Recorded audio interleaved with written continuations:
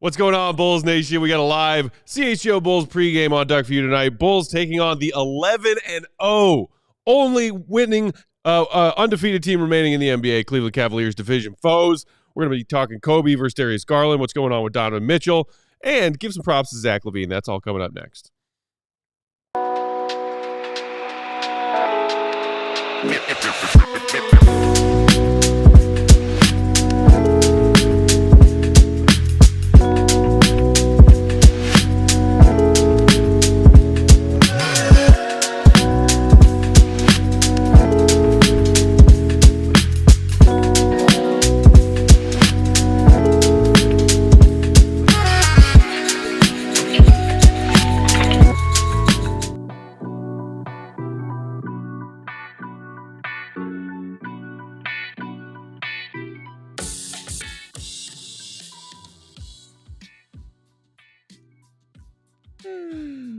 What's going on, Bulls Nation? Welcome in to CHGO Bulls pregame. Coming to you live from our studios here in West Loop, downtown Chicago.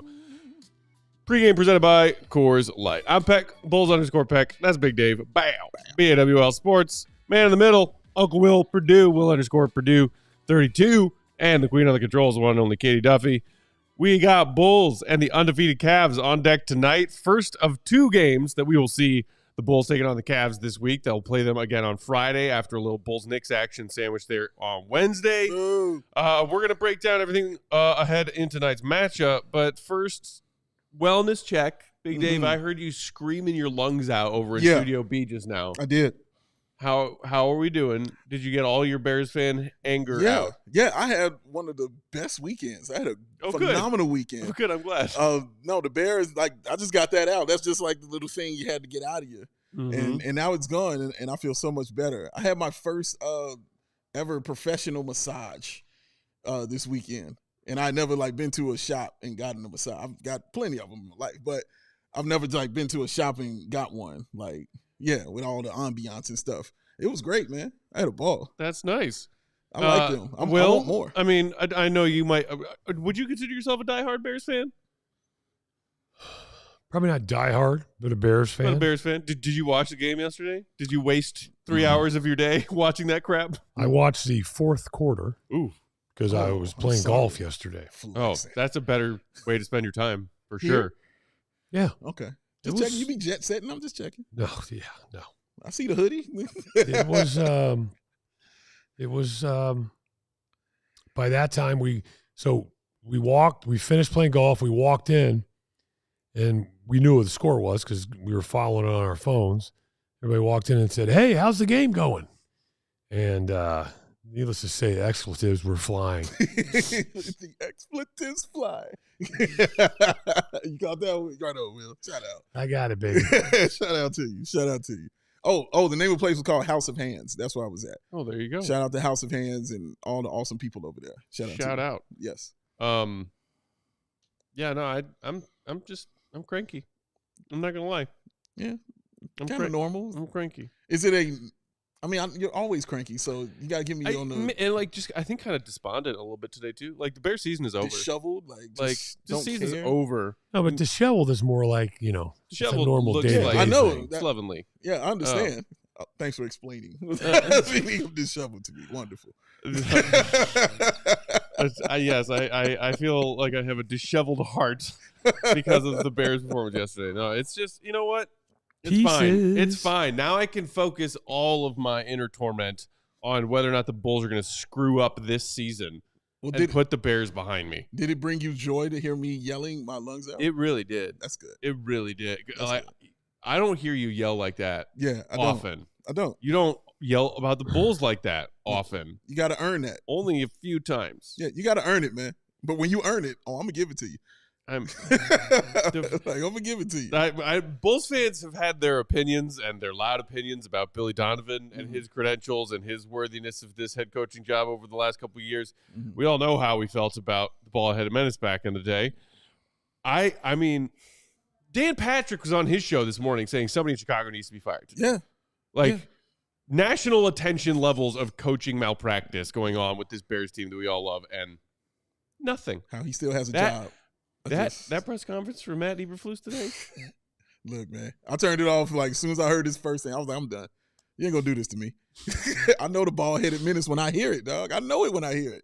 I know that crap when I hear it. Dog. Boiling with a beard, man. Boiling with a beard. That's all he is, man. Are we doing a Bears show or the Bull show? We're gonna do a Bull show. We're doing both, Will. Okay. It's a freaking Bears Monday, and gosh darn it, people are upset. It was a Bears Monday until 6:30. Fair enough. Yeah, we got to talk Bulls Cavs. Professional. So let us talk Bulls Cavs. The Bulls are coming off of a fairly impressive comeback victory against the Atlanta Hawks on Saturday night, in which Zach LaVine made his return from his brief absence with that adductor strain and played pretty decently well. I think he finished with 18 points. He had 14 of those in the first half, but 2 big buckets in the fourth quarter to help the Bulls secure that win. I think he also had 7 dimes on Saturday, which is great. And coming into this matchup, when you see all the weapons that the Cavs have available to them, we'll get to some of those in a second, wanted to kind of pinpoint the first game back from Zach and then also his 7-game sample size through the beginning of the season, because we've seen a more efficient Zach LaVine. We talked about it in postgame a little bit on Saturday night, like a Zach LaVine who's not necessarily forcing things as much. And Perdue, I know you wanted to touch on Zach. So what did you see from him on Saturday, and what have you seen from him in these 7 games? Well, I kind of wanted to talk more, and I apologize to our listeners. I kind of have my Bill Cartwright voice. Nothing to apologize for. But I think, listen, Big Dave and I were talking about this after he came out of the other studio. The screaming chamber? Yeah. He was sweating, had steam coming out of his ears. That's normal. But we were I kind of labeled it as Zach signed his contract at the right time in the wrong place. Because I think what we're forgetting is that he would have gotten that money elsewhere if he didn't get it here. Okay? And unfortunately, because of the direction that the Bulls chose to go, they had to re-sign him. I know a lot of people sit there and say, well, they didn't have to. No, they didn't. But they were never going to admit at that point that they were rebuilding because they felt like they still had some pieces. And if you looked at that team on paper, they had some really good pieces. Except, in my opinion, we had seen enough of those pieces to know that they fit together. But kind of like the old Boston parquet floor, there are big-ass gaps in between the parquet. Dead spots on that floor. So I remember the first time that we played in Boston, right? We'll be all over the place in this pregame show and probably the postgame show. But John Paxson was literally dribbling inch by inch on the parquet.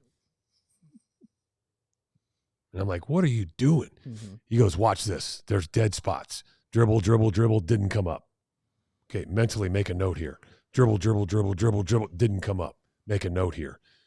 And then he goes, look around, and literally I could take my finger and stick it in between, sometimes 2 fingers, in between the parquet that is supposed to be together like that. But that was Boston. Sneaky Celtics, man. Right? But my point is that they tripled down on Vooch, DeMar, and Zach. And I know hindsight's 20/20, but at the same time, I think what a lot of people don't think about is that, and that's why I keep having this conversation about, guys, you got to, whether you win or lose, you got to send a message about what style of play, what type of mentality you have, how tough you are, the physicality of which you play with. Because a perfect example is, remember I texted you Giannis's interview, hey, if you ain't interested in winning, get the F out. Okay? Because are the Milwaukee Bucks playing tonight? I'm not sure. They're 2-8 right now, right? Yeah. Rough start to the season. But I don't think they're playing tonight, so Giannis could be watching this game tonight against the Cavs. I see where your head is. Thinking about, hey, where do I want to go? No game for them. Cleveland? But he's never going to Cleveland. Well, he's never coming here. You know?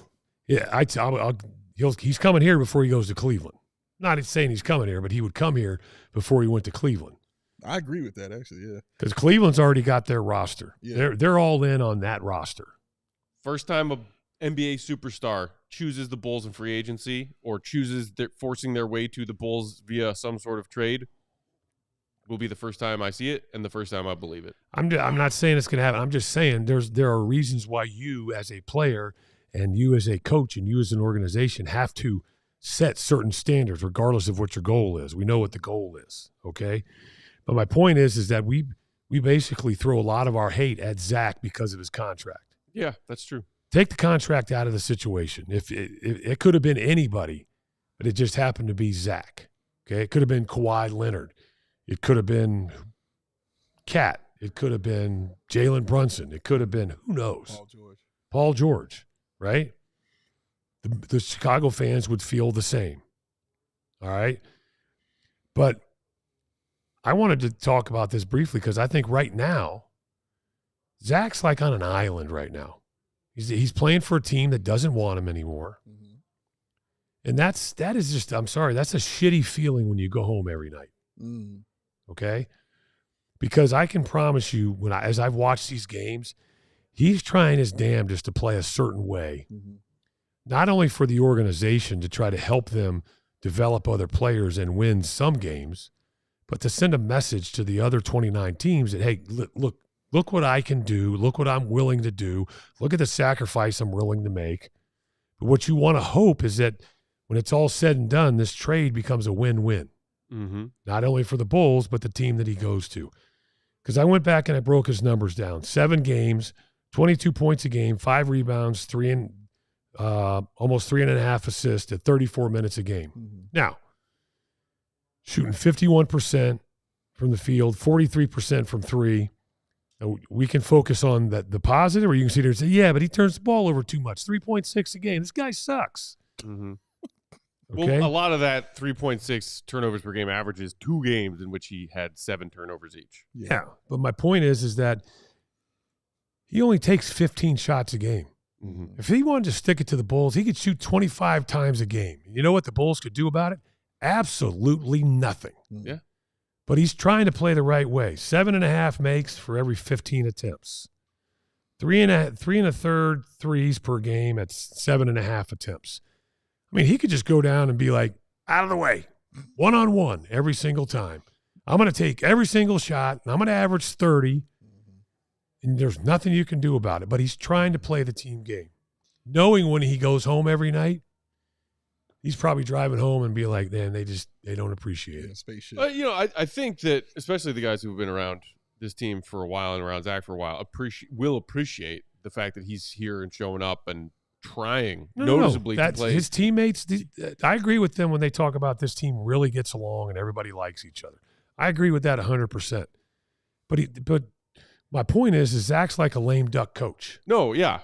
He's a lame duck player. But as a lame duck player, he is still, I think, through the 7-game sample size, showing signs of buying in and playing a more team-branded style of basketball, as opposed to what you were saying, which is the ball-dominant, dribble, chuck version of Zach that we have seen for years as Bulls fans that doesn't lead to a whole lot of team success and team winning.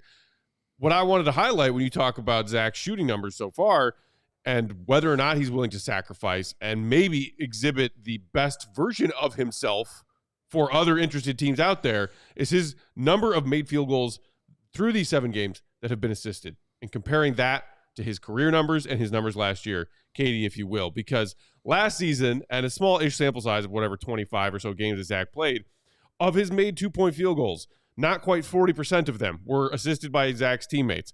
Of his 3-point made field goals, just 52.5% were assisted. When you look at his 7 seasons and small 7-game sample size, aka his Bulls career, those numbers are even lesser. Only 35.5% of his made 2-pointers were assisted by teammates. 56% of his threes assisted by teammates. Through these 7 games this season, look at these jumps. 46.7% of his 2s have come on assists from teammates. Nearly 70% of his made 3s have come on assists from teammates. Dude, that tells me Zach is willingly playing off the ball more and displaying his lethal threat, catch and shoot threat off the ball more, playing within the Bulls offensive system. Can you pass that down? That's the first time that you've surprised the hell out of me. Well done. Wow. That's a compliment. I mean, I do a lot of dumb shit, but don't talk down on yourself. Let Will tell you awesome. Go ahead, Will. Because you took that to the next level. Mm-hmm. Because when I texted you today and said, so this is our production meeting, text. Hey, what do you guys want to talk about? This is what I think. And then everybody says thumbs up, thumbs down. That's bullshit, whatever, you know. Mm-hmm. I texted and said, the only thing I want to touch on is Zach. Mm-hmm. Now, you could have just said cool, but you said cool and took it to the next level. Because, hey, here's a peek behind the curtain. It's not that you just said you wanted to talk about Zach. You said, I want to talk about Zach currently playing team ball, not meaning team basketball, not jacking up shots every time he touches it, really trying the best way he can to play within the system. And I said, I bet I can find some numbers to support that theory. Mm-hmm. So I did, because I do my homework. Tell you what, man, He enjoys homework. take the post game off. Great. Bye. Get out of here. Because here's what I have to say to what you had. It's kind of pushing back on it a little bit. Because everything you guys saying is correct. Here's my thing. Is it because he's buying in, which is great, but how much of it do you believe is because he has to? Because of what other teams have, whatever right or wrong, how we feel about it, what people are saying about Zach and the things that were said about him out there was he was this selfish player. He was the guy that's drum, and all that other stuff. Can he affect, this winning out here for the Chicago Bulls by playing a different style of basketball? So how much of it is that he has to play this way so these other teams look at him and see that he can do this sort of thing? Oh, it's 100%. Because, I might surprise you when I say this. 100%. Think about last year. How many times did we see Zach sulking in the corner Mm-hmm. when DeMar was pounding the air out of the ball? That's what I'm talking about, yeah. Yes, Zach, you were wide open, Mm-hmm. but you also weren't moving without the ball. You weren't keeping your man occupied. Because, why? You knew you weren't going to get it, and you were pouting about it. Very much so. Okay? And what's the thing that people sometimes forget about this game tonight, Cleveland and Chicago? Mm-hmm. There's scouts there from 28 other teams wanting to watch the Cavs and the Bulls play, but also to watch players play. Correct. So when it comes to time, because also like what every general manager has in their office right now is a board with every single team and every single player on it. So if you need to make a trade and you're curious, this guy intrigues me. I want to follow this guy. That guy, whatever. But that's what everybody does. So you're always being, how does Zach play against this team? How does Zach play against? So, tonight, Zach wants to send a message, but this is why I think that Zach, A, has realized he has no choice. B, if he truly wants to be known as a basketball player and a winner, which he is not, and not just because he has a losing record, because he really hasn't affected winning, is he needed to change how he played the game. And I think he really got humbled when he basically got kicked in the nuts when they told him that, okay, I mean, how quickly did he go from being the face of the franchise to he needs to be traded? I mean, that's not only, getting one across the chops, but that's getting the wind knocked out of you. Yeah. I think you could also say pretty fairly and accurately that while he was becoming and being the face of the franchise, there were always trade rumors around him. Always. Like always. Yeah. We have Mark Stein on here talking about those things. Yeah, I think that Tim Legler too. Legler talked about it, but I think he didn't have a choice. I want to applaud him for doing that. I think he was backed into a corner. He had no choice. He could have kept doing what he was doing and still been a very good player. But he would have never gotten any farther than he is right now. Yeah. Yeah. Now, the question is, unfortunately for him, there's the biggest thing is who wants to trade for him, and not to trade for him. A lot of teams want to trade for him. They just don't want to trade for that contract. Sure. That's what it's all about. So that's unfortunate, but applaud him.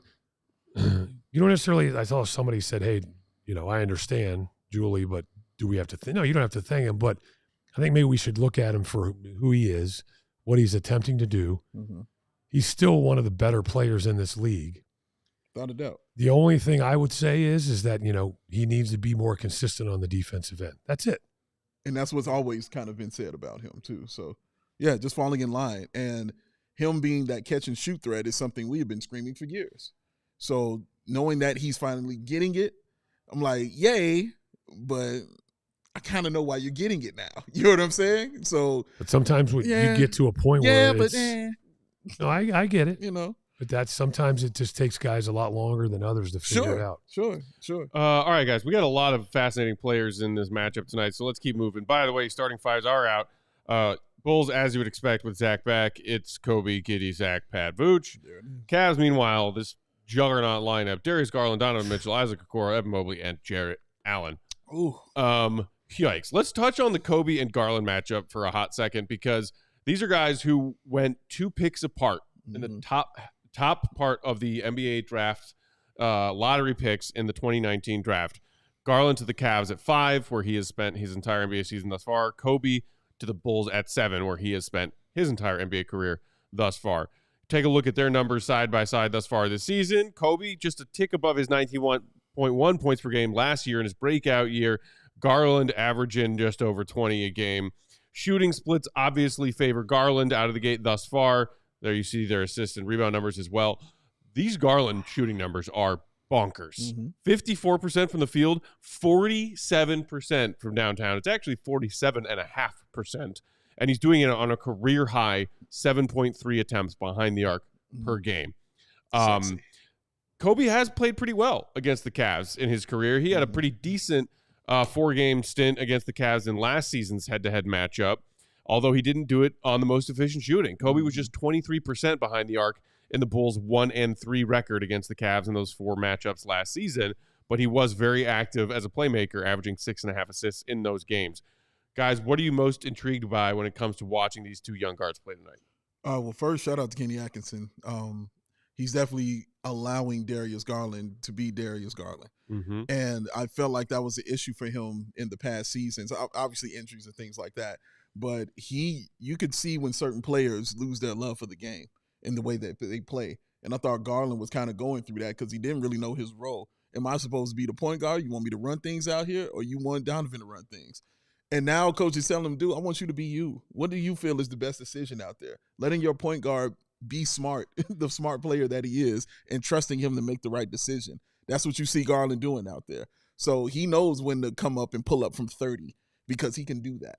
He knows when to throw that alley-oop to Evan Mobley because he can do that. He knows when to get out the way and let Donovan Mitchell take over the game because he can be always a catch-and-shoot guy as well. He has so many tools to his game and so many different things he can do.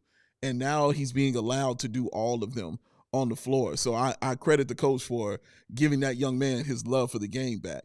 So I'm very impressed and happy with what I'm seeing from Garland because I thought this is the player that he would be when he got to the league. Coby, I love Coby because Coby takes those challenges. He knows, he definitely knows who Garland is and where he was picked. And he's going to go at him. And I love the fact that their numbers are very close, very similar. And Coby knows this stuff because he takes these things personally. These are the things we keep hearing about Coby White. He is a competitor, man. He's going to go out there and he's going to battle against them. So I am looking forward to sitting there watching this matchup. I think this game epitomizes your slogan. Fun bad? Fun bad. Because this is a hell of a matchup. Is it going to be fun? This is going to be fun. There's going to be individual battles that are going to be really fun to watch. That is true. But I think you hit it on the head, Big Dave, is now Darius Garland understands what his role is. This is his team, but Donovan, it's kind of like the coach coming in and going, hey, that guy, Donovan Mitchell, needs to be our leading scorer. But I need you to be the guy that runs the team. Correct. You are now the extension of me. And I want to be able to sit in my seat with my legs crossed the whole game. Okay. Yes. And you basically run the show. And I trust you to run the show and make the right calls. And I think the confidence right now that Garland is playing with is just unbelievable. I think it shows in his shot selection. I think it shows in his passing. I mean, there's no hesitation on anything and just how he carries himself. And you watch how he's talking, how he's leading. And these guys have fallen into step. It almost like You heard these players talking about this is what we needed from him last year, but they didn't get it. Right. Now they're getting it, and it's almost like second nature. As well as he's playing, nobody's talking about him except for the diehard fans, true NBA gurus that they just love the NBA because he's just doing what we all thought he could do and who he really was going to be. Yeah. When you think about this, the dude played 4 games in college at Vanderbilt, nonetheless. Shout out. And still was picked in the lottery. Right. Yeah. Because this is what they saw was coming. But the other thing is, on this side of the matchup, as you talked about, Coby versus, and Matt threw out some of those, 20 points per game, 6.5 assists, 6 rebounds a game. He takes this personally, this challenge. So I this is one of those games, fun, bad. I want to watch this matchup. Because what's even better is the guy that gets the better of the other tonight, wait till Friday. Ooh, yeah. It is cool that we're going to get 2 Bulls-Cavs games within the span of, 4 days. Yeah. You mentioned, like, hey, Garland, letting Garland be Garland and allowing that balance with him and Donovan Mitchell, these 2 very dynamic, multi-talented guards to play well and thrive together. And I think that's a big part of why these Cavs are 11-0 right now. Mitchell, meanwhile, he's still all-star Donovan Mitchell, and he is even more so all-star Donovan Mitchell, borderline superstar Donovan Mitchell, when he happens to be playing the Bulls. Or I don't know if it's a coincidence or it's something targeted, because Donovan Mitchell's career numbers, and he was putting up pretty much all-star numbers out of the gate as a rookie, and they've only gotten better and better. But his career numbers, just shy of 25 points per game with a true shooting percentage of 57. 4.2 boards, 4.6 assists. He takes 5 free throw attempts per game on his career numbers. 16 career games against the Bulls. You ready for this? Come on. 28.5 points a game on true shooting percentage of 62.3. Huge jump from his career numbers. More boards, more assists, and 7.5 free throw attempts per game. His true shooting percentage against our beloved Bulls is the second highest true shooting percentage in the opponent splits of Donovan Mitchell's career. Talk to him. Weirdly enough, the only team that he has better true shooting percentage splits against is former, before he joined them, Cleveland Cavaliers, when he was a member of the Utah Jazz. But Donovan cooks against the Bulls. And I mean, and for me, it's as simple as this. Why do you think he wears number 45? It's because of Michael Jordan. Like, it's well documented. He loves Michael Jordan. He's like, that's the number I wear, and I adore Michael Jordan. So, yeah, when you're playing up against that squad, guess what you're about to do?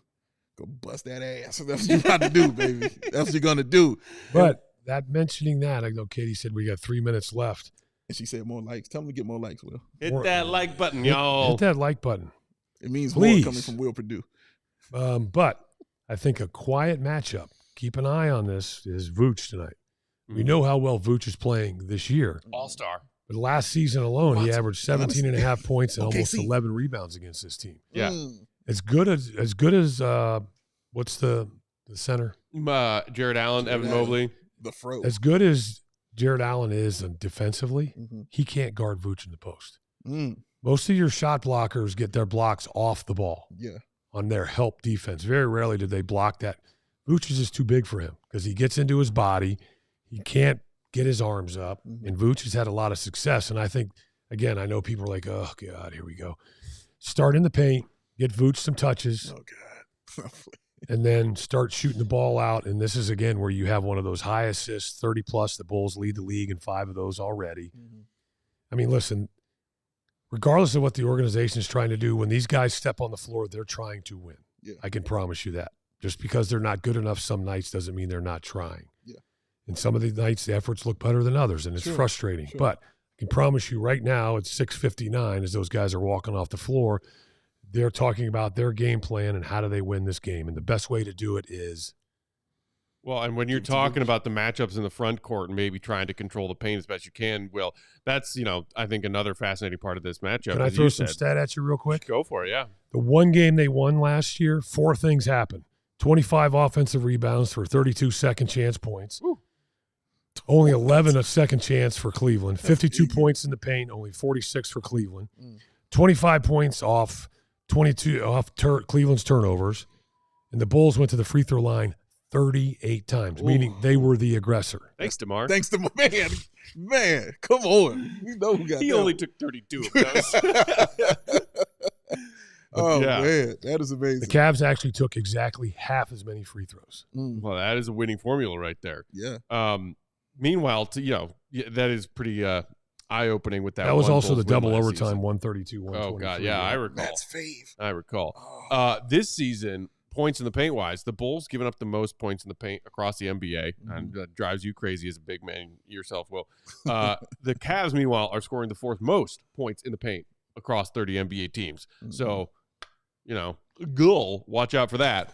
Because simultaneously to that, the Cavs, they're not a super fast team. The Bulls still coming into tonight, fastest pace of play across the entire NBA. Cavs are 8th in pace of play right now, just 14th in three-point attempt rate when you're talking about pace and space, but they lead the league in effective field goal percentage. They only take 36.2 threes per game, just below league average. They are, as a team, shooting 42.2% from three. That part. Terrifying. That they're doing that and are in the top 5 in NBA in points in the paint. Yeah. And we yell Good luck, Bulls defense. We yell about those 3-point shots, but it's different when they're actually going in. You don't really trip on the volume when you're actually going in. So, yes, 36 right there, but you're hitting 42% of that. Plus, you've got Donovan Mitchell, who can do anything he wants out there. And then we didn't even get into Evan Mobley, who has stepped into being Evan Mobley this season. Oh, my God. 18-8 and not quite 2 blocks a game so far this season. Your room for error is sliver thin. But yikes. At the end of the day, if you truly have a chance, that pace has to be lightning quick. Yeah. And speaking of front court, speaking of pace, real quick injury note, Jalen Smith has been ruled out for the Bulls tonight because of an illness that he's been fighting. So when you're talking about bigs, when you're talking about a big who can play at that pace, tough hit for the Bulls. No Jalen Smith backing up Booch in that front court tonight. We'll see what Billy does with his rotation. That's going to do it for pregame. Thank you for tuning in. Hit that like button on your way out, and we will see you back here for postgame. For Katie Dovey, man in the middle, Will Perdue, Big Dave. Peck, make sure you're following our guy, Willie Go Gottlieb. He is at the UC reporting on tonight's game. Will_Gottlieb for his in-game updates. We will talk to you for post-game. Bow. Hit the like. Come on, Will. Shout out Coors Light. Thanks for watching pregame. Embrace shit. We all silly like the mayor.